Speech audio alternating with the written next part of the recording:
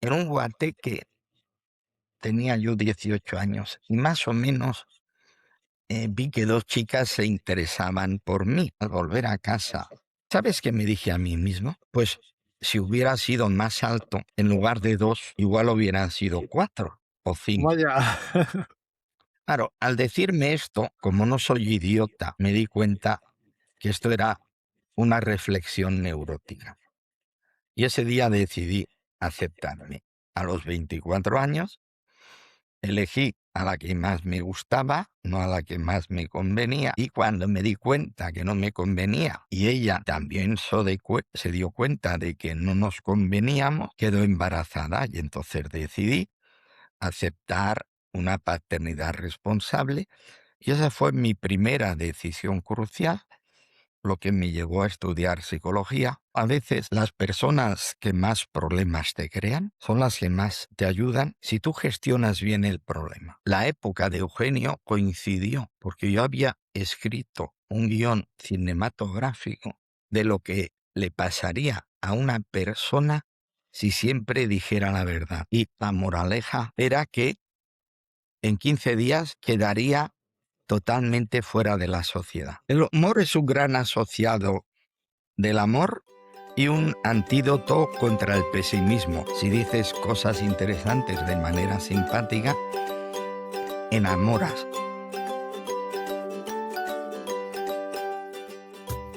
Te doy la bienvenida a La Grieta y la Luz con una persona que lleva casi 50 años de ejercicio profesional como psicólogo. Escucharle en consulta o en talleres o en podcast, y leerle en su más de una docena, tiene más de una docena de libros, es una invitación a mejorarse a uno mismo. Así que la recomendación es que te quedes a escuchar al invitado de hoy, que es Antoni Bolinches. Bienvenido, Antoni. Gracias por invitarme, Isaac. Bien hallado. Pues mira, me gustaría empezar por una cuestión que igual te sorprende, que es por tu abuela, porque te he escuchado muchas veces citarla. A veces Claro, dices, decía mi abuela. sí, mi eh, abuela era la más inteligente de la familia, a pesar de que mi abuelo era maestro de escuela. En aquella época ser maestro de escuela era ya un estatus cultural, porque significaba que sabías leer y escribir y a la vez tenías la capacidad para que los demás aprendieran a leer y escribir. Pero también se decía que pasas más hambre que un maestro de escuela. Los maestros de escuela ganaban poco dinero. Y mi abuela tenía una gran inteligencia intuitiva y tenía una tradición cultural oral. Y entonces a mí me sorprendía cómo ante cualquier comentario, situación, ella decía el refrán óptimo. De hecho, mi idea de los lemas terapéuticos, yo creo que desde un punto de vista psicoevolutivo, es mi propia percepción de cómo aquel refrán reproducía perfectamente la dinámica psicológica que explicaba una determinada situación, reacción o resolvía un conflicto.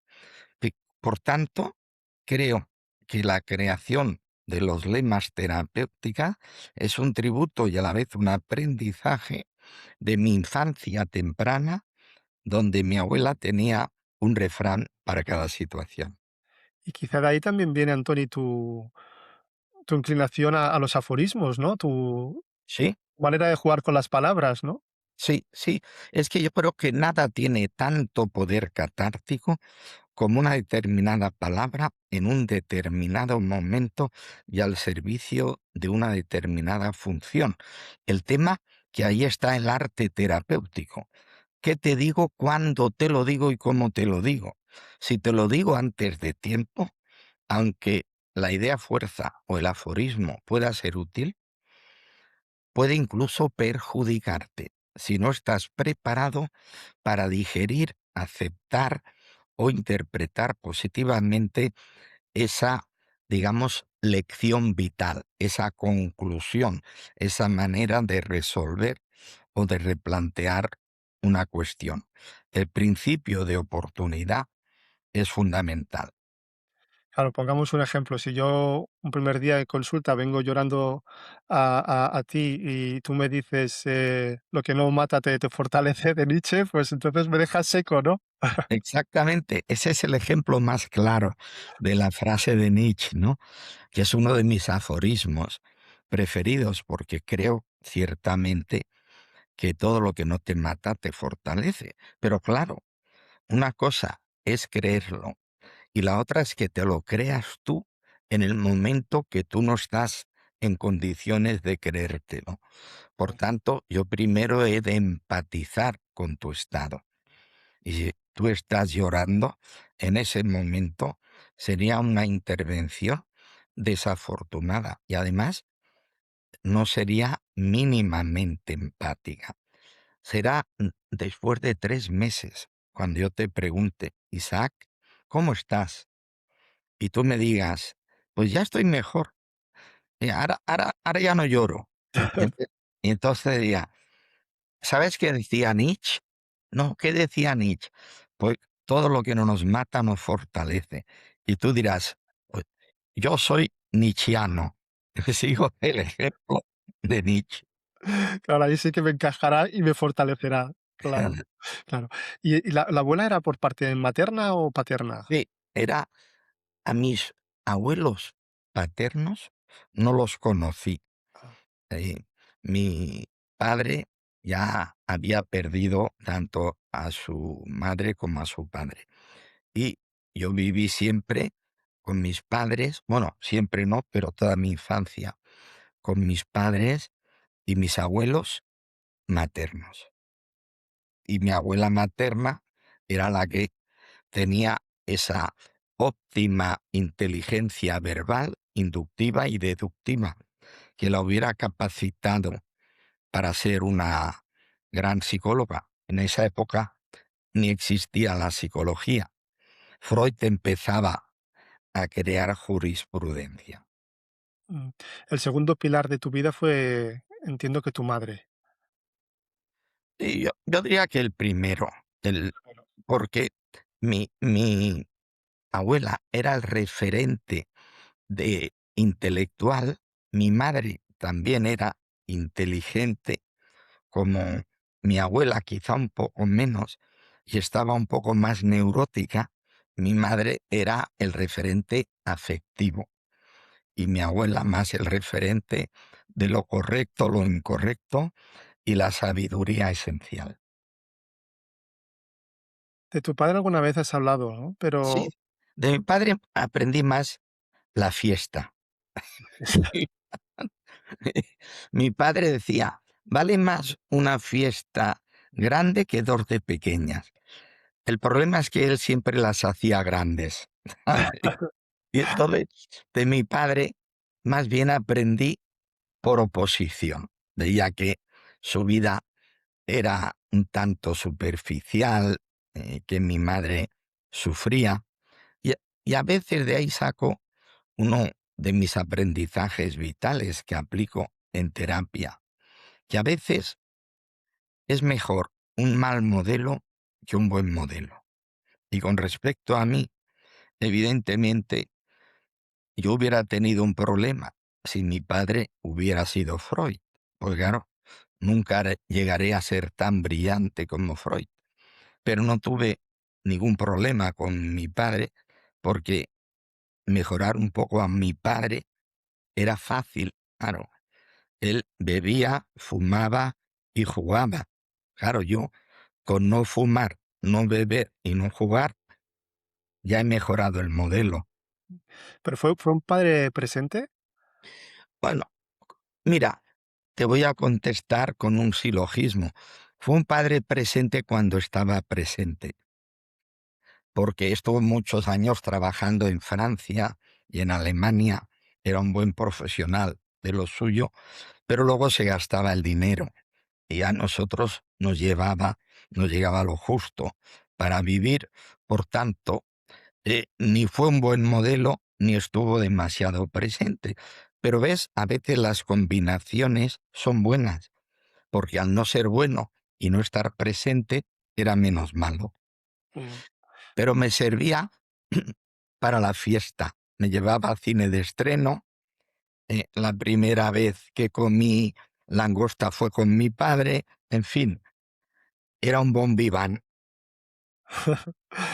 Y y de alguna manera, entonces, tú creces, con una educación que te hace ser muy responsable desde el inicio, ¿no? Teniendo este Sí, padre, teniendo esta madre, esta abuela. sí, sí, sí. Yo tenía claro desde la infancia, mi madre ya me decía que yo tenía que ser bueno e inteligente. Bueno, depende de la voluntad. La inteligencia viene por vía filogenética. He intentado ser bueno y he intentado utilizar mi inteligencia, la que sea, al servicio de la bondad, para no perjudicar a nadie, al menos intencionalmente, y ayudar a las personas a través de mis libros, mis cursos, conferencias y todavía en terapia individual, aunque eso ya me toca ir dejándolo. Pero esa instrucción de ser bueno, de como casi una obligación de ser bueno, ¿tienes la sensación con todo el aprendizaje de los años que de alguna manera se te estaba incubando una bondad mala? Mm. Sí, yo creo que aún si tuviera que pronunciarme sobre mi bondad, por eso defiendo la bondad buena. En mi libro, Los cuatro poderes, desarrolló el concepto que luego ya Vigil y otros autores también han ayudado a divulgar. La bondad buena es la bondad del adulto, de los tres estados del yo. De Eric Berne, que la terapia vital también los incorpora como modelo que favorece el diálogo interior. ¿Por qué? Porque el niño es bueno para que le quieran o para que le recompensen. El padre es bueno porque es su sentido del deber. Y el adulto es bueno porque es bueno ser bueno, pero para eso ha de ser justo y proporcionado.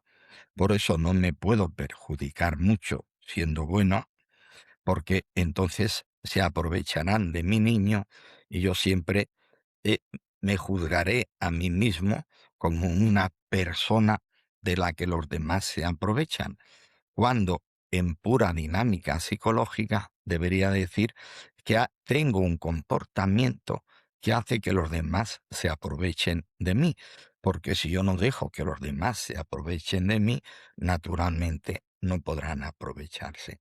La bondad justa la dirige el adulto.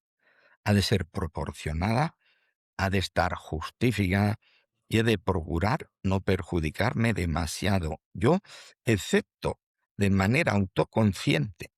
Si yo digo, mira, hoy puedo ayudar a Isaac en un tema importante y yo me voy a perjudicar un poco, pero eso que me perjudica a mí un poco beneficia mucho a Isaac, hasta ahí podría llegar, pero perjudicarme a mí en la misma proporción que te beneficio a ti, sería una ayuda desproporcionada porque sería desde el niño que quiere que tú me quieras o desde el padre que me dice que me de sacrificar por los demás, de manera indiscriminada y general. No, la bondad justa es la bondad del adulto, proporcionada y en una buena relación entre lo que yo aporto y al otro le beneficia. Claro, esa la herencia de la necesidad que le quieran a través de la bondad, que debe ser muy común.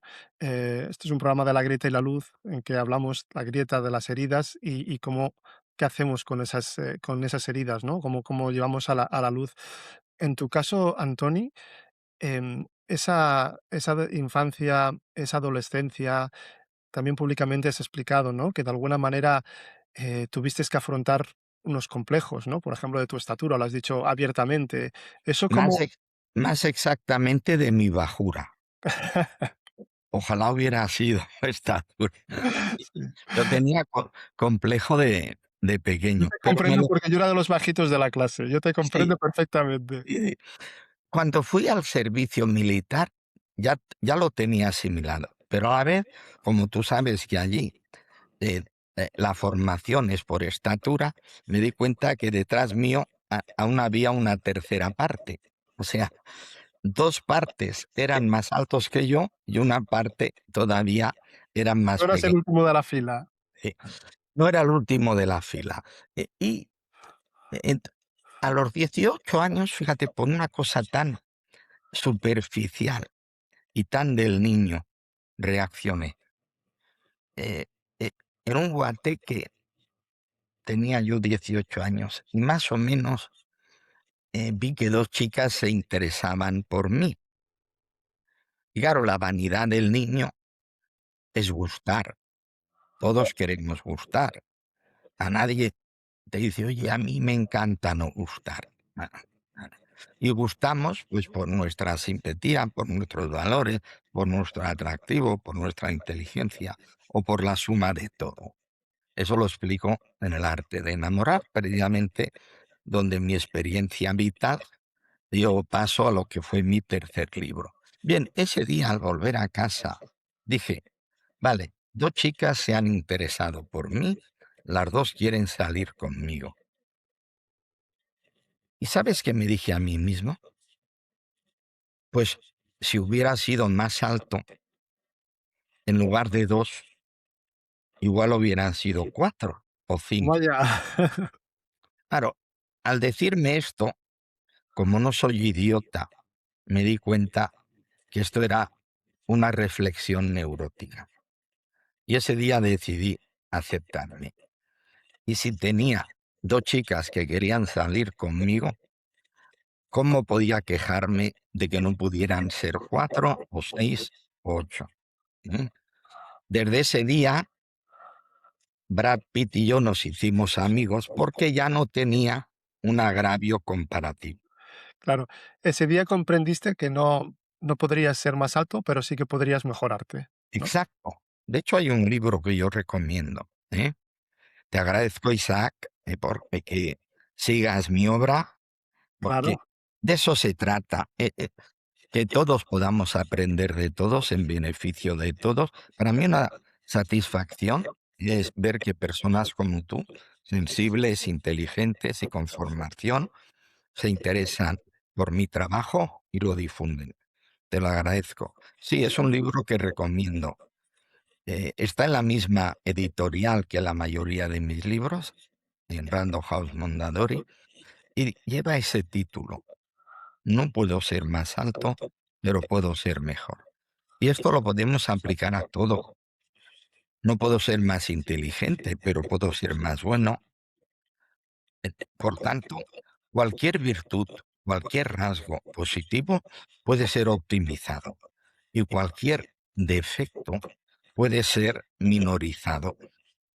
De hecho, mi teoría de la madurez personal es la combinación de ambas cosas. Es utilizar las virtudes para corregir los defectos. Pero para eso he de reconocer que tengo defectos y que tengo virtudes. Y como todos tenemos algo bueno, y fíjate, y una primera virtud, ¿sabes cuál es, Isaac? Reconocer los defectos. Cuando yo reconozco un defecto, estoy desarrollando la virtud del autoconocimiento, del autoanálisis, de la autorreflexión, de la profundización, de empezar a utilizar mi inteligencia al servicio de la solución de mis problemas. claro. Reconocer los defectos y ponderarlos, ¿no? Para que justamente no se conviertan en los complejos, ¿no? Que no se hipertrofien y que acaben en el complejo. Otra idea fuerza de la terapia vital. Sí, la suma de muchos defectos nunca será una virtud, pero por desgracia la suma de muchas virtudes puede ser un defecto. Nos puede llevar al narcisismo o al egocentrismo. eh, y sobre todo, eso hemos de tenerlo muy en cuenta en las relaciones amorosas, porque es donde, como compartimos tanto tiempo y tantos roles, es donde más se detecta que el exceso de defectos de nuestra pareja nunca será una virtud, pero que el exceso de virtudes puede ser un defecto. Y si tú eres muy bueno algún día tu mujer te dirá que pareces tonto, Sí, que eres muy limpio, algún día te dirá que eres un obseso de la limpieza, creo que y ya ha si, pasado. sí, y si siempre estás trabajando, pues te dirán que eres un obseso del trabajo. Por tanto, las virtudes, las necesarias y adecuadamente gestionadas, y defectos, los mínimos y adecuadamente corregidos. Impresionante todos los, aprendizajes, que has hecho, Antoni, que pones a disposición de los demás, que, o sea, que el agradecido soy yo. En uno de tus libros también creo que es El secreto de la autoestima, que haces una introducción autobiográfica. Sí, Eh, Marcas muy claro los 24 años, ¿no? Como una fecha, una edad en que tú tuviste que hacer una, decisión crucial, ¿no? sí, yo diría que, a ver, eh, estoy preparando para un material, para un libro. Lo que pasa que La más, biografía completa, digamos. sí, tengo más material que años de vida, por tanto No te no pienses. sé, no Ponte, sé ponte, que a ti te cuántos gusta escribir. escribiré. El primero será la terapia vital, pero este tiene que ver con las decisiones cruciales. No sé si lo incluiré en la terapia vital o solo haré un esbozo y luego lo desarrollaré. ¿Y quieres hacer un libro biográfico o no? No, No. específicamente biográfico, no. Y lo que sí hago es utilizar mi biografía adecuadamente reciclada al servicio de libros de autoayuda. Por ejemplo, en El arte de enamorar, eh, es una promesa que yo les hice a mis novias de joven cuando les dije que algún día escribiría un libro sobre el arte de enamorar, para ver si aprendía yo, claro. Era una táctica también para ligar, ¿no? Sí, a ver, eh, ligar es fácil si sabes cómo dejar de fumar, ¿no? Era ligar cuando menos lo necesitas, más éxito tienes. Y si tú tienes buen rollo y una cierta simpatía, divertir e interesar son dos maneras fáciles de enamorar. De consolidar el amor es más difícil, porque, a ver, cuanto más te quieres, más te quieren, siempre y cuando lo que tú te quieres lo utilices al servicio de crear buen rollo para que te quieran los demás.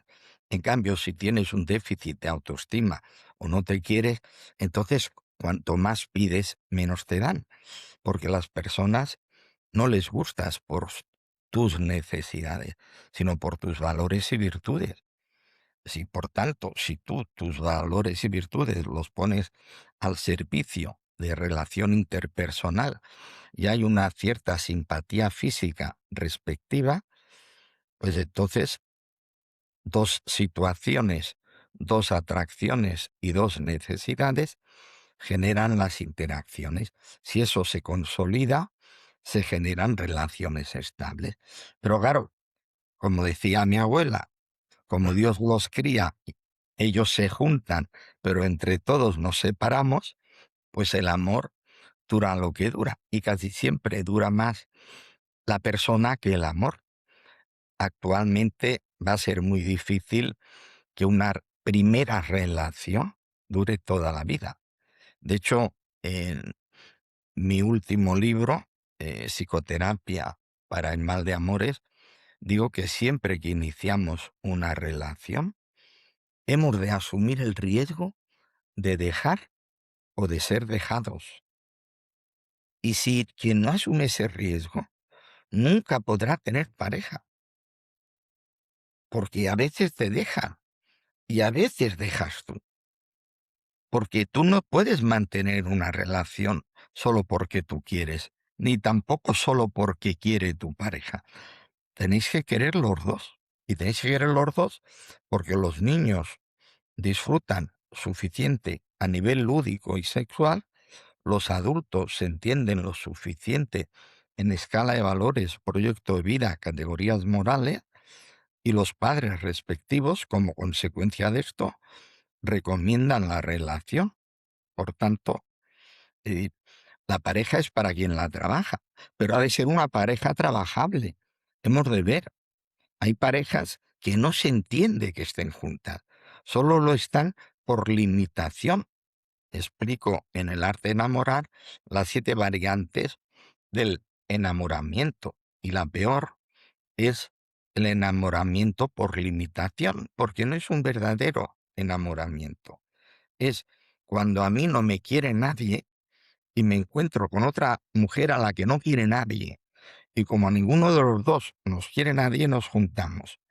Eso no es un verdadero amor, porque no hay elección del sujeto amoroso. Claro. Es una limitación. Ahí Todo hay lo una herida. claro, queremos amor sinérgico, o queremos, evidentemente, el flechazo.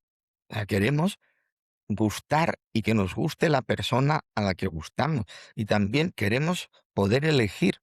Por eso digo que 2 no es una verdadera elección. 2 es una dicotomía. 3 es una verdadera elección. Cuando yo tengo 3 mujeres que se interesan por mí y yo me intereso por ellas, entonces yo hago un diálogo interior y digo, la primera es la que más me gusta, la tercera es la que más me conviene y la segunda me gusta lo suficiente y me conviene lo suficiente. Pues mi adulto debería inclinarse por esta. Cuando somos mayores, cuando somos niños, siempre manda el niño. Y entre una dicotomía entre la que te gusta y la que te conviene, siempre eliges a la que te gusta. Y eso es lo que me pasó a mí a los 24 años. Elegí a la que más me gustaba, no a la que más me convenía. Y cuando me di cuenta que no me convenía y ella también la convencí y también se dio cuenta de que no nos conveníamos, quedó embarazada y entonces decidí aceptar una paternidad responsable y esa fue mi primera decisión crucial, lo que me llevó a estudiar psicología para ser cliente de mí mismo y ahorrarme dinero, porque trabajaba en un banco y sabía el valor del dinero. Con el tiempo, por suerte, dejé el banco y me dediqué a la psicología. Por tanto, a veces las personas que más problemas te crean son las que más te ayudan si tú gestionas bien el problema. Si no me hubiera pasado eso, no sé si hubiera estudiado psicología y no sé si hubiera dejado el banco. Lo que nos hubiéramos perdido, Antoni, de ti, O- lo que nos hubiéramos perdido. Porque claro, Otro refrán de mi abuela, bien está lo que bien acaba. yo a veces, Antoni, sospecho que hemos tenido la misma abuela. Porque porque Sí, porque es la sabiduría popular. Y solo quedan aquellos refranes que tienen utilidad psicosociológica. Entonces, eso primero. Segundo, muchos refranes no son refranes, sino que son aforismos de autores clásicos, Shakespeare, Cervantes, Lope de Vega, o sea, y con el tiempo desaparece el autor, pero queda el aforismo convertido en refrán, porque lo adjudicas a la sabiduría popular, lo que en principio fue la frase de un autor.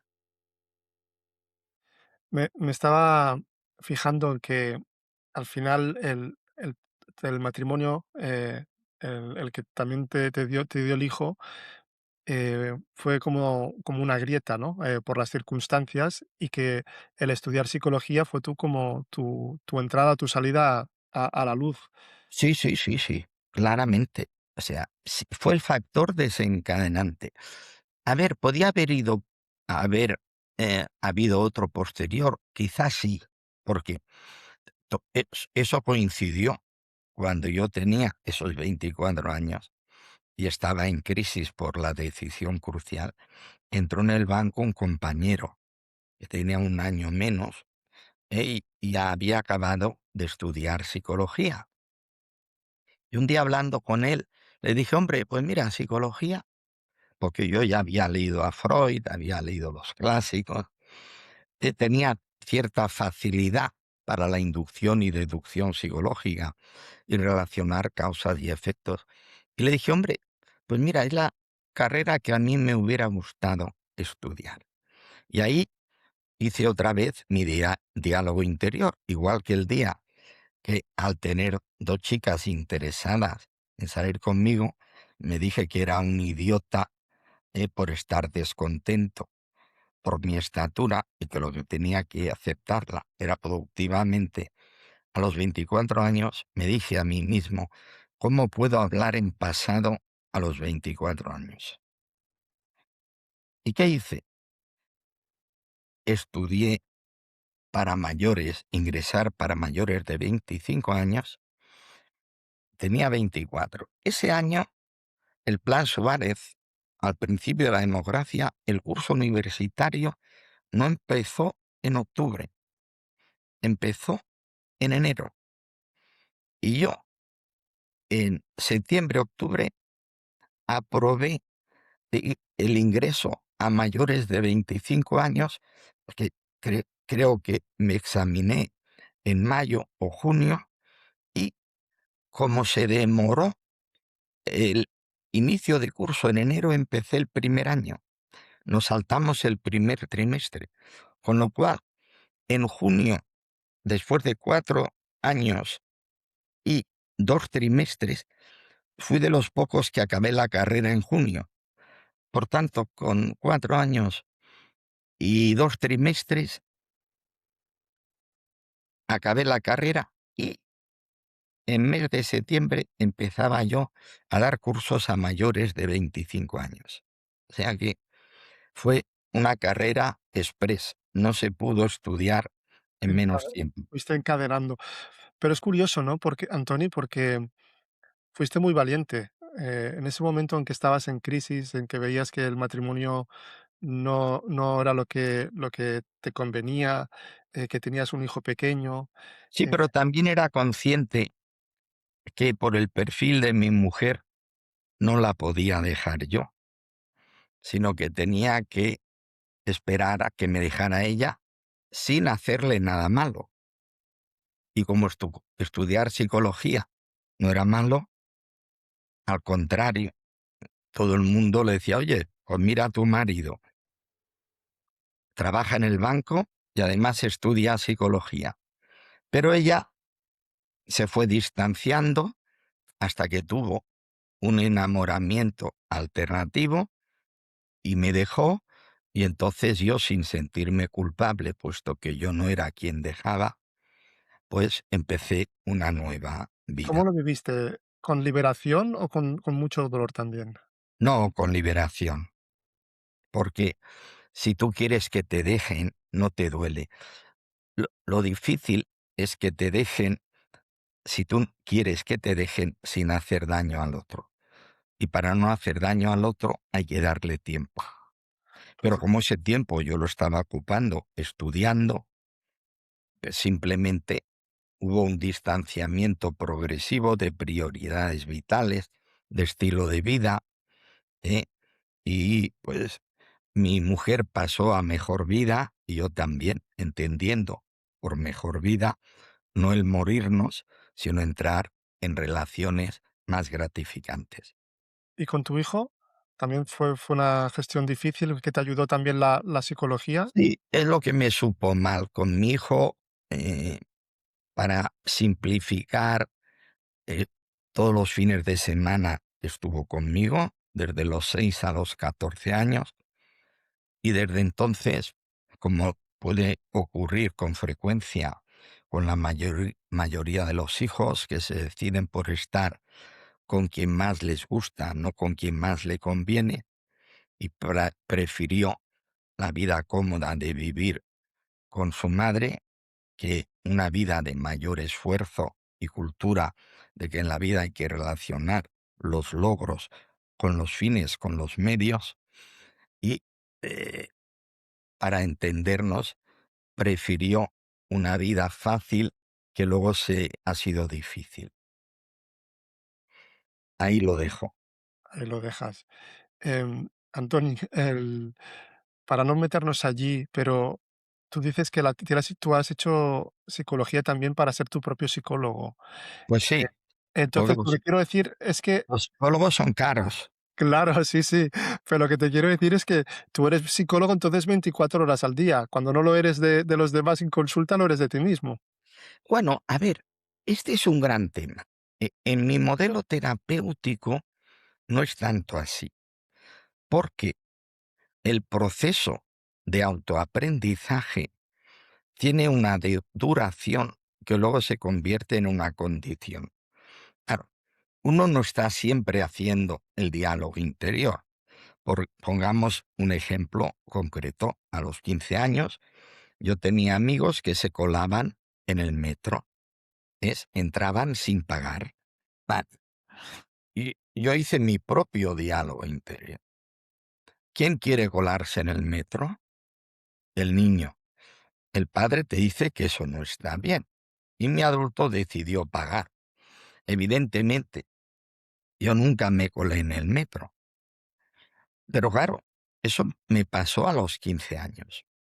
Ese diálogo interior que hice a los 15 años, ya no lo he hecho nunca más, porque ahora tengo 79 y cuando cojo el autobús o el metro no pienso si pago o no pago, porque lo decidí a los 15, a la misma edad que cuando algún amigo mío robaba en el Corte Inglés y yo le decía que estaba mal y yo nunca robé nada, pues evidentemente he seguido toda la vida sin robar nada, pero no estoy haciendo un diálogo interior permanente. El diálogo interior queda institucionalizado, queda incorporado y ya es tu manera natural de actuar.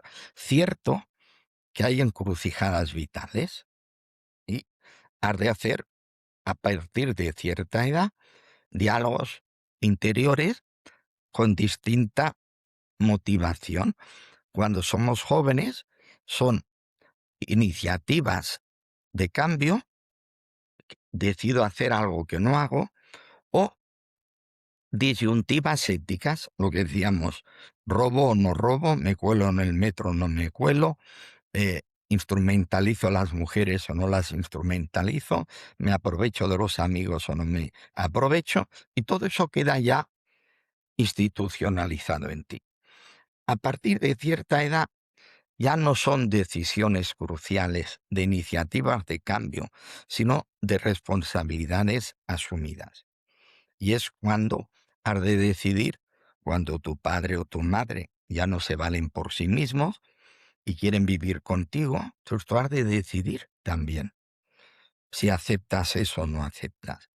Si eres una persona con una cultura del esfuerzo y agradecido con lo que tus padres han hecho por ti, pues entonces tú decides desde el sentido del deber del padre y desde el sentido del querer del niño, el adulto decide asumir esa responsabilidad. O no, hay personas que dicen, oye, mi padre o mi madre fueron un desastre. Ellos nunca se preocuparon de mí. Aunque yo tenga el deber, ese deber no se correlaciona con el deber que ellos tenían que haber asumido. Y mi niño me dice que mi padre o mi madre no se lo merecen. Y por tanto yo decido de manera autoconsciente y desde el adulto que no me voy a hacer cargo de mi padre o de mi madre. Por tanto, lo importante de las decisiones cruciales no es el sí o el no, sino el peso de los argumentos que te llevan al sí o al no. Es más, incluso las personas óptimamente maduras podrían devolver bien por mal. Y yo podría decir, mi padre no se ocupó de mí y lo vi mal. Y yo ahora, como soy mejor que mi padre, me ocupo de mi padre porque eso no solo es bueno para mi padre, sino que es bueno para mí, porque ser bueno es bueno. Pero soy bueno desde el adulto, porque mi niño me dice, tu padre no hizo lo mismo y tu padre interno te dice, tu padre no se lo merece. Pero a pesar de eso, el adulto, en un estado óptimo de altruismo y empatía, decide hacer por el padre lo que tu padre no hizo por ti. Habrás visto en consulta, me imagino, muchas parejas que habrán entrado en crisis, incluso se habrán separado, justo por el hecho de que igual una parte quería mantener a los padres respectivos y la otra Bueno, persona, ¿no? ahí Entonces, sacas un tema interesantísimo, hasta el punto que hay parejas que se han separado por un trato discriminatorio entre lo que uno ha aceptado del otro y el otro no ha aceptado de uno. Pues claro, si tú aceptas que venga el padre o la madre de tu mujer a vivir con vosotros y luego tu mujer no acepta que tu madre o tu padre venga a vivir con vosotros cuando se lo merece igual, cuando tú lo consideras justo y necesario y en justa reciprocidad con lo que tú hiciste con sus padres, pues para ti puede ser motivo suficiente para decir, oye, esta relación no es simétrica en las aportaciones y apoyos recíprocos, igual nos lo hemos de replantear. Pero eso lo ha de hacer el adulto, y el adulto ha de escuchar el adulto del otro. Y si tu mujer te dice, de acuerdo, Isaac, pero ¿sabes qué ocurre? Que de mis padres me ocupaba yo, porque tú siempre estás en la consulta, o siempre estás en conferencias, o siempre estás escribiendo, ¿correcto? Y entonces tú dices, a ver, mi mujer tiene razón. Ella se encargaba de sus padres, lo hacía ella. Yo tampoco puedo pedir que ella se encargue de los míos, a no ser que yo también me encargue. Y o que tengáis la posibilidad de contratar a una persona que os ayude en esa tarea y que veáis que tus padres están adecuadamente cuidados.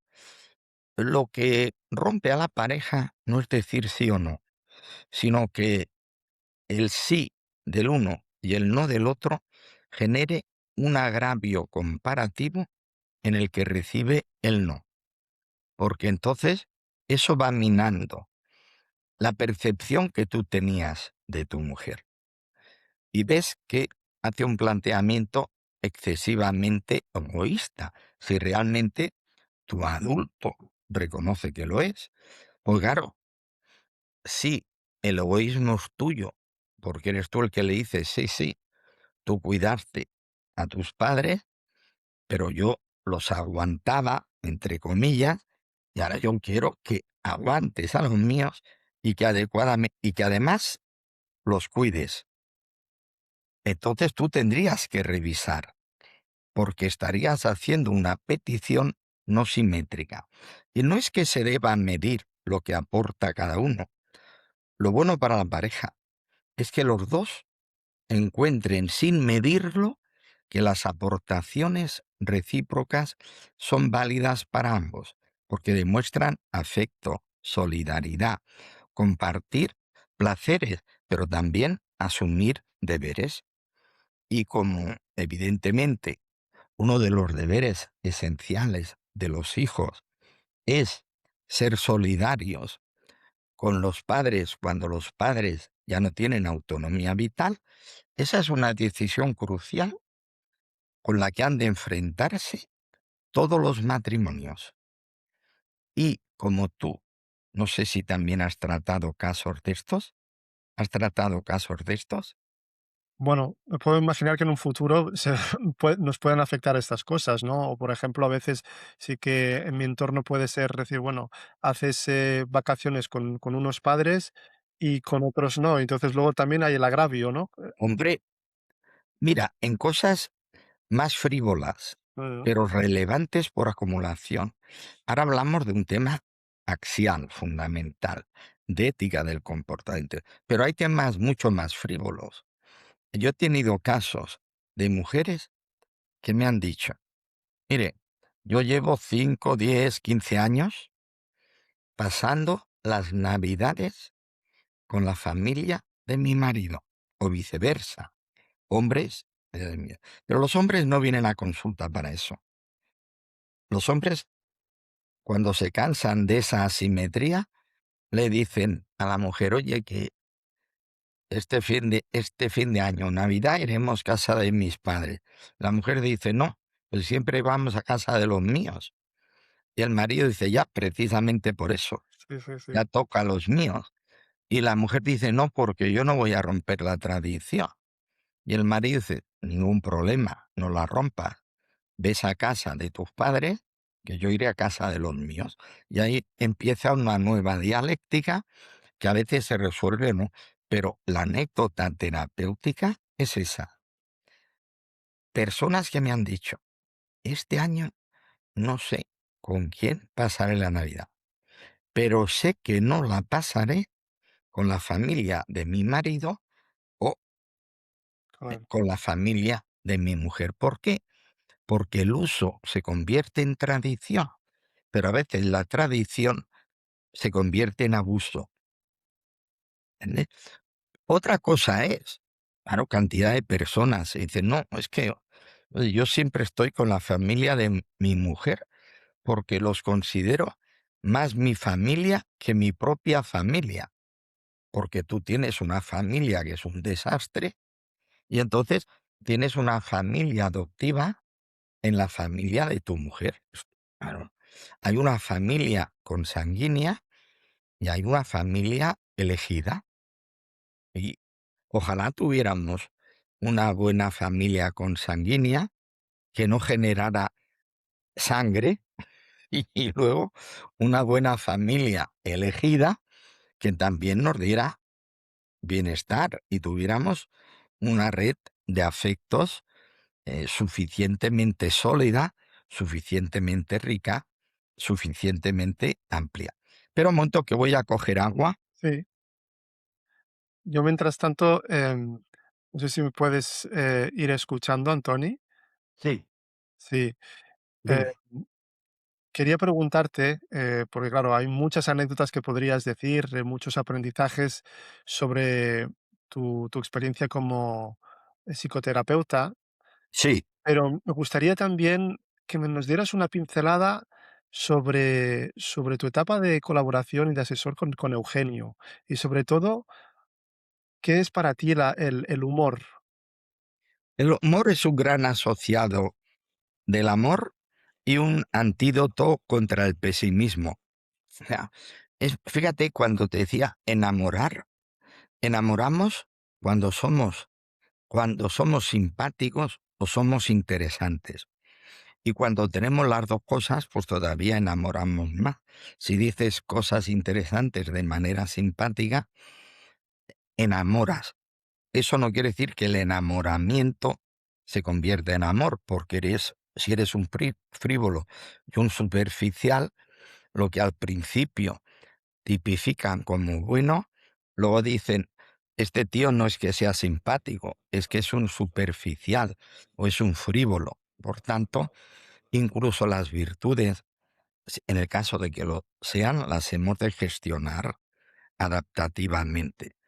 Para mí, eh, lo que ocurrió con Eugenio fue simplemente la coincidencia de un ejercicio que hice yo. Precisamente, yo soy de los que siempre he defendido la mentira adaptativa, ya desde mi primer libro, El cambio psicológico, y eso generó una cierta polémica. Pero eso lo defendí porque de muy joven yo me di cuenta de la utilidad de las mentiras y de la utilidad de las verdades. ¿Entiendes? Por eso hay un aforismo que creo que también lo decía mi abuela, porque ya no todos los asocio a la misma fuente, que decía verdades las necesarias, mentiras las suficientes. O sea, la persona madura piensa antes de hablar y la persona que habla antes de pensar no es suficientemente madura. Yo ya hice una clasificación de las mentiras en el cambio psicológico, pero de reflexiones previas, ¿eh? Y la época de Eugenio coincidió, porque yo había escrito un guión cinematográfico de lo que le pasaría a una persona si siempre dijera la verdad. Muy interesante. Y la metáfora, la moraleja, era que en 15 días quedaría totalmente fuera de la sociedad. Una persona que no pudiera mentir. Otra cosa es que hay que mentir adaptativamente y para bien, que es lo que yo tipifiqué como mentiras piadosas, ¿correcto? Hay mentiras necesarias e innecesarias. Las innecesarias, evidentemente, no las tendríamos que utilizar nunca. Vale, por ejemplo, no es lo mismo que tú me digas, oye, estoy guapo, yo te diga sí, si pienso lo contrario, que sin que tú me preguntes y creyendo que no estás guapo, yo te diga que guapo estás, Isaac. Estaría en una mentira innecesaria, porque tú no me estás preguntando nada. Por tanto, nos podríamos ahorrar todas las mentiras innecesarias, pero las mentiras piadosas al servicio de un bien para el sujeto que las recibe. Te pondré un ejemplo, ¿eh? Imagínate que yo voy al médico porque me han hecho una evaluación sobre el cáncer y yo llego al médico, que eres tú, ¿eh? Digo, Isaac, ¿verdad que me curaré? ¿Verdad que el tratamiento del cáncer ha mejorado mucho? ¿Verdad que ahora hay tratamientos personalizados sobre el cáncer? Tú no me vas a decir, no, no, tú te mueres mañana. Tú verás que yo necesito una mentira piadosa. Y como todo lo que te digo es verdad, aunque tú veas que lo mío no tiene remedio, me dirás, pues sí, es verdad, ha avanzado mucho lo del cáncer. Vamos a empezar el tratamiento a ver qué pasa. No serás tan inmisericorde, puesto que yo no lo estoy preguntando ni quiero oírlo. Ahora, si te digo, oye Isaac, quiero que me digas la verdad.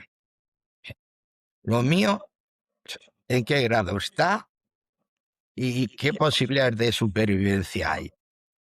Entonces tú me dirás, pues mira, está en grado 4, posibilidades de supervivencia, el 20% pueden vivir hasta 5 años y los otros menos. Y yo digo, pues gracias Isaac, vamos a ver cómo me monto estos 3 años o estos 5 años. Por tanto, muchas veces las mentiras las provocamos nosotros preguntando lo que no debemos y otras no queriendo saber la verdad. Hay una película, que a mí me gustaba el cine, por eso hice este guión para Eugenio, que al final no se filmó otra película, pero él me contrató de asesor artístico. Estuve 3 años con él y seleccionábamos los chistes del orden, los que eran más prudentes, más imprudentes. Por eso el humor de Eugenio siempre fue psicológico. Esta es la gran característica del humor de Eugenio. Pero ¿Entendés? claro, es que el humor puede ser refugio, puede ser, una máscara del dolor, es que pueden ser muchas cosas el humor. Y, y puede ser catártico. Lo es todo en los distintos momentos de la vida. Yo, eh, yo utilizo el humor a nivel divulgativo por una razón. Porque cuando iba a la universidad, iba por solidaridad a algunas clases porque los profes eran terriblemente aburridos. Y entonces yo decía, me sabe mal, eh, empáticamente, como yo ya había dado clases y conferencias relacionados con tema de la formación de actores, porque estudié en el Instituto del Teatro y había hecho teatro, que lo explico también en la introducción biográfica del secreto de la autoestima. Entonces, iba a algunas clases por solidaridad con el profesor. Pero me di cuenta que uno aprende más de las malas clases que de las buenas, porque el que lo hace bien, a lo mejor yo no llego, pero cuando me doy cuenta que alguien lo hace mal, estoy dándome cuenta que yo lo hago mejor, según un determinado criterio. Pero como tampoco tengo la garantía de que lo pueda hacer mejor, decidí garantizar que no aburriría a mis alumnos. Y entonces, no sé si lo hago mejor o peor que otros, pero sí procuro que mis alumnos no se aburran. Y una clase para mí eficaz es la que durante dos o tres momentos las personas sonríen o incluso pueden reír de un determinado juego de palabras más o menos ingenioso, pero que a la vez tenga utilidad intelectual. Para mí la máxima sería enseñar divirtiendo, porque es cuando realmente enseñas. Quien enseña aburriendo, enseña menos de lo que puede, y quien enseña divirtiendo, enseña todo lo que puede. Ya para acabar, me interesa también mucho, aunque sea como en un resumen, pero eso que dices a veces de que llevas prácticamente 50 años sin enfadarte con nadie, Claro, desde que me separé de mi mujer. claro, pero eso realmente también uno sabe que la rabia, la frustración, todo eso es natural, ¿no? Entonces, ¿cómo lo consigues? Porque, claro, la rabia incluso es buena a veces, ¿no? Sí, mira, gestionando la frustración evitas la rabia. Y cuando no tienes rabia, es fácil no discutir con nadie. Porque en el fondo solo discute nuestro niño para afirmarse o porque el padre te dice que tú has de tener razón. Pero cuando tú tienes razón, no necesitas imponerla a los demás. Y además, eh, todo es percepción subjetiva. De Kant aprendí el imperativo categórico y el principio de la cosa en mí y que la percepción es subjetiva. Por tanto, todo es como yo vivo lo que tú me haces a mí. Y cuando mejor esté yo, menos mal vivo si tú me haces algo malo. Y entonces, en lugar de decir Isaac me está haciendo una determinada trastada, digo, ¿qué le debe pasar a Isaac que está haciendo esto? Porque ya no lo singularizo, ya no creo que me lo merezco yo, y que no me lo haces por cómo soy o estoy yo, sino por cómo eres o estás tú. Como decía Dilthey, y de ahí saqué el principio de la aceptación superadora, el ser humano no está para ser juzgado, sino para ser comprendido. Pero para comprender a los demás, has de estar suficientemente bien contigo mismo. Por eso, lo que permite no discutir con nadie es la madurez personal y no querer imponer la razón, entender el concepto de subjetivismo perceptivo, que eso lo aprendí de niño ya, cuando iba al campo de fútbol del Barcelona en las Corts, antes de que hicieran el nuevo estadio, que ahora ya es viejo y están remodelando, porque veía que los del Barcelona hacían una falta a los del otro equipo y todo el mundo decía, todo esto es cuento, todo esto es cuento. Y yo decía, ¿por qué dicen que es cuento? Si le ha pegado una patada. Y entonces veía lo contrario, que el del otro equipo le pegaba una patada del Barça y todo el mundo decía, criminal, asesino, bestia. Y yo dije, tuve ya esa capacidad de análisis de ver que la importancia de la patada no era su intensidad ni su intención, sino quien la daba.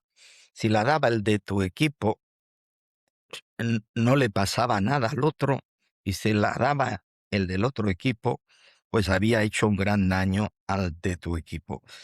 Esto es una deformación perceptiva que es lo primero que hemos de curar. Ya. La distorsión cognitiva. La distorsión cognitiva es del niño que solo quiere que las cosas sean a su manera, o del padre que quiere que la realidad sea como él considera que sería correcto que fuera. En cambio, el adulto acepta la realidad, la gestiona bien, la cambia si puede y lleva mejor lo que no puede cambiar. Y eso es bueno para las personas y es bueno para la sociedad. Por eso la terapia vital pues tiene cada vez más seguidores y más personas que defienden el modelo terapéutico. Y así seguirá, Antoni. Muchas gracias por haber compartido tu modelo, tu vida. Me queda solo una cosa. Si tuvieras que decirnos ahora un aforismo que quisieras que nos acompañara en este podcast, ¿cuál sería? Pues mira, sería uno de Freud, que para mí sigue siendo el gran maestro de la psicología. Y a la vez, una anécdota, un día hablando de esto en un programa de radio con Alex Rovira, nos preguntaron por nuestro aforismo preferido y los dos dijimos que era este. Es uno de Freud que dice: me considero un hombre afortunado, nada en la vida me fue fácil. Ese es mi aforismo preferido. Que tiene mucha grieta y mucha luz. Así que aquí lo dejamos. Muchísimas gracias, Tony, y hasta la próxima. Encantado de haber estado contigo, Isaac. Te felicito por tu programa. Sé que ayuda a muchas personas y de eso se trata, ¿eh? ¿Ves? Otro aforismo que no es mío, pero me lo adjudican, es un principio de psicología dinámica que dice que nadie sabe tanto como todos juntos. Y tú contribuyes a que todos sepamos más. Pues Te muchas gracias, felicito por ello. Antoni. Hasta pronto. Nos vemos.